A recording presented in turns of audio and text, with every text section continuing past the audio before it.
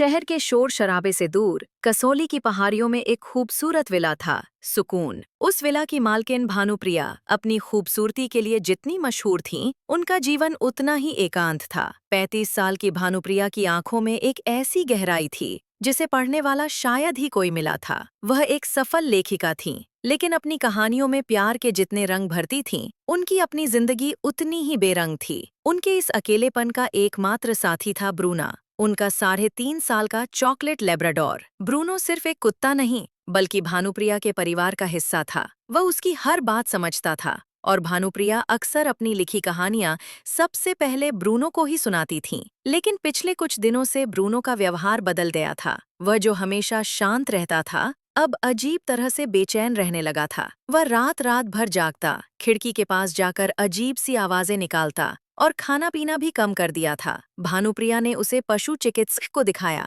लेकिन शारीरिक रूप से वह पूरी तरह स्वस्थ था। डॉक्टर ने मुस्कुराते हुए कहा था, भानुप्रिया जी, ये बीमारी नहीं, प्रकृति की पुकार है। ब्रूनो अब बड़ा हो गया है, उसे एक साथी की जरूरत है। अकेलेपन का एहसास सिर्फ इंसानों को नहीं, जानवरों को भी होता है। डॉक्टर की बात भानुप्रिया के दिल में चुभ गई। अकेलापन, यह शब्द वह खुद भी तो महसूस कर रही थीं। घर लौटकर जब उसने ब्रूनो को उदास बैठे देखा, तो उसे एहसास हुआ कि ब्रूनो की ये तड़प उसकी अपनी तड़प का ही आईना है। उसने तुरंत फैसला किया। इंटरनेट पर काफी ढूंढने के बाद उसे शहर के पास ही एक मशहूर डॉग ब्रीडर का नंबर मिला, राहुल खन्ना। लोग कहते थे कि राहुल कुत्तों की जुबान और जज्बात दोनों समझता है। भानुप्रिया ने नंबर मिलाया। Hello, Rahul speaking. उधर से एक गहरी और मर्दाना आवाज आई। जी, मैं भानुप्रिया बोल रही हूँ। मुझे अपने लेब्राडोर के लिए एक फीमेल पार्टनर की तलाश है। भानुप्रिया ने थोड़ा झिझकते हुए कहा। राहुल ने बहुत ही पेशेवर तरीके से बात की, लेकिन उसकी आवाज में एक अपनापन था। उसने भानुप्रिया को भरोसा दिलाया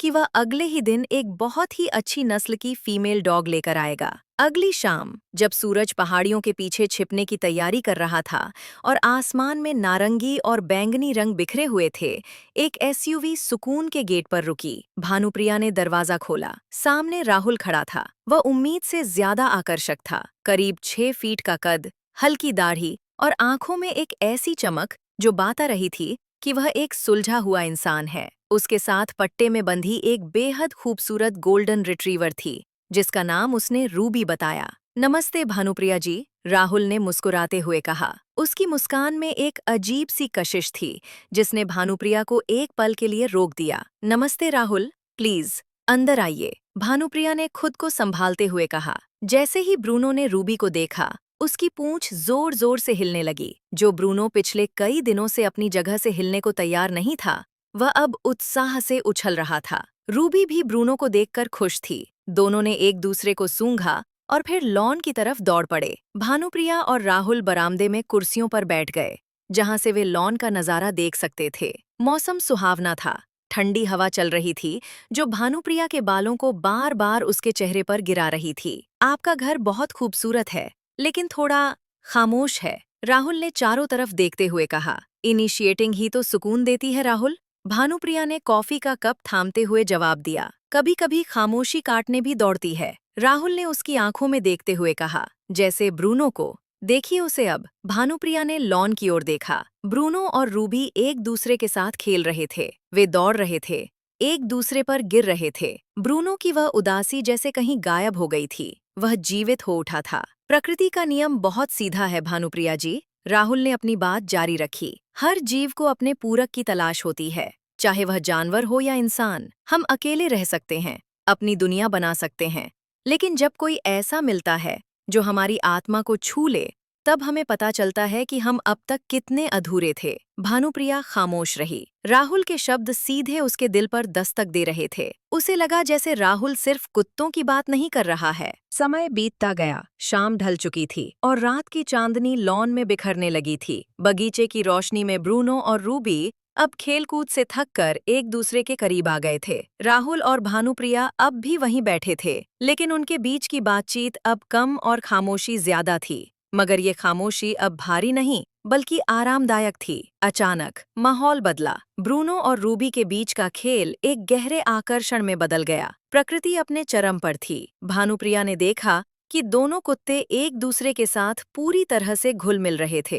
ये सिर्फ एक शारीरिक प्रक्रिया नहीं थी, बल्कि दो जीवों का एक दूसरे में खो जाना था। उनमें कोई शर्म नहीं थी, कोई झिझक नहीं थी, सिर्फ शुद्ध प्राकृतिक प्रेम था। भानुप्रिया को अपनी गालों पर गर्मी महसूस हुई। उसे अपनी नजरें फेर लेनी चाहिए थीं, लेकिन वो सम्मोहित सी उस दृश्य को देखती रही। उस दृश्य में एक अजीब सी पवित्रता और तीव्रता थी। उसने देखा कि कैसे एक जीव दूसरे के साथ पूर्ण हो रहा है।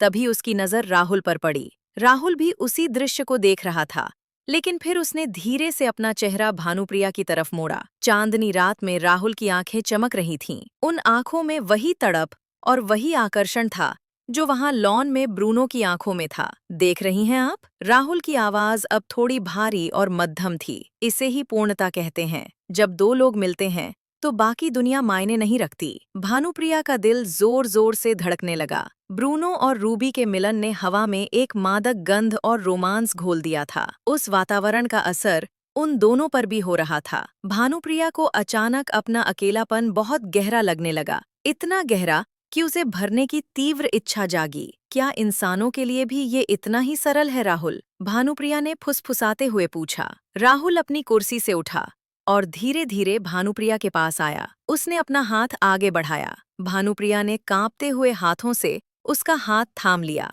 राहुल का स्पर्श गर्म और मजबूत था। उसने भानुप्रिया को धीरे से खड़ा किया। सरल तो नहीं है भानुप्रिया, राहुल ने उसके करीब आते हुए कहा, इतना करीब कि उसकी सांसें भानुप्रिया के चेहरे को छू रही थीं। हम इंसानों ने अपने आसपास दीवारें बना ली हैं, समाज की, डर की, संकोच की। लेकिन उसने भानुप्रिया के चेहरे पर लटकी एक लट को अपनी उंगली से पीछे किया। दिल की धड़कन और जिस्म की पुकार जानवरों और इंसानों में एक ही होती है। बाहर हल्की बूंदाबांदी शुरू हो गई थी। बारिश की बूंदों की टिप टिप और मिट्टी की सौंधी खुशबू ने उस रात को और भी नशीला बना दिया था। सामने लॉन में ब्रूनो और रूबी अब एक दूसरे से सटकर लेटे हुए थे, शांत और तृप्त। भानुप्रिया ने राहुल की आंखों में देखा।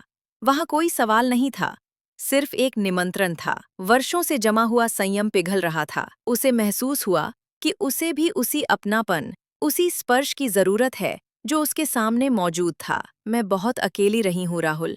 भानुप्रिया की आवाज टूट गई। अब और नहीं, राहुल ने धीरे से कहा और उसे अपनी बाहों में भर लिया। जैसे ही राहुल ने उसे गले लगाया, भानुप्रिया को लगा जैसे वो सालों बाद घर लौटी है। उसका सिर राहुल के चौड़े सीने पर टिका था, जहां वो उसके दिल की तेज धड़कन सुन सकती थी। राहुल ने उसका चेहरा अपने दोनों हाथों में लिया। उसकी उंगलियां भानुप्रिया के गालों को सहला रही थीं। उसने झुककर बहुत ही कोमलता से अपने होंठ भानुप्रिया के माथे पर रख दिए। वो स्पर्श बिजली की तरह भानुप्रिया के शरीर में दौड़ गया। तुम बहुत खूबसूरत हो भानुप्रिया, राहुल ने उसकी आंखों में डूबते हुए कहा। तुम्हारी ये खामोशी, तुम्हारी ये गहराई, सब कुछ। भानुप्रिया ने अपनी आंखें मूंद लीं और अपना चेहरा ऊपर उठाया। अगले ही पल राहुल के होंठ उसके होठों पर थे। वो चुंबन धीमा और कोमल था, जैसे राहुल उससे इजाजत मांग रहा हो। लेकिन जल्द ही उस चुंबन में वर्षों की प्यास और जुनून घुल गया। बाहर की बारिश तेज हो गई थी,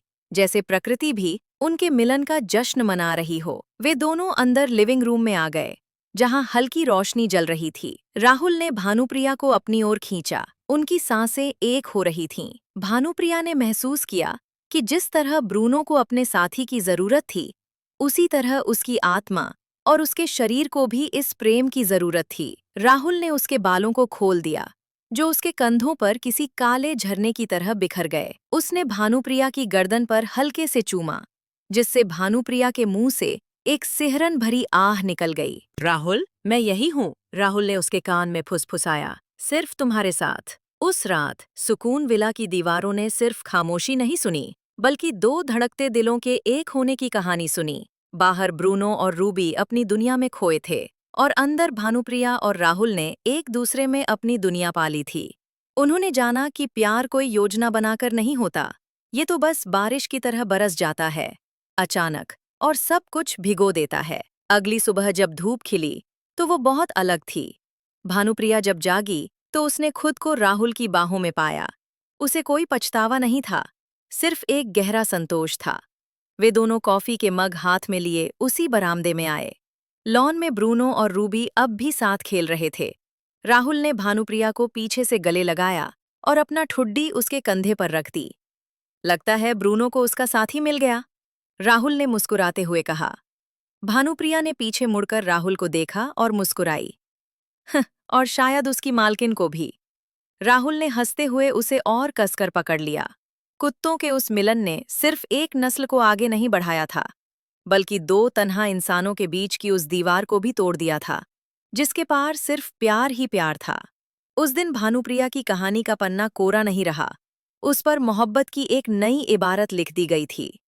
मेरी ओर से एक छोटा सुझाव, क्या आप चाहेंगे कि मैं इस कहानी का अगला भाग बनाऊं, जहां भानुप्रिया और राहुल अपने इस रिश्ते को आगे बढ़ाते हैं, या शायद ब्रूनो और उसके पपीज के साथ इनका भविष्य कैसा होगा, उस पर कुछ लिखूं? देखने के लिए धन्यवाद दोस्तों। और अधिक वीडियो के लिए कृपया हमारे चैनल इरोटिक इंडिया को सब्सक्राइब करें और बेल आइकन पर क्लिक करना न भूलें। धन्यवाद।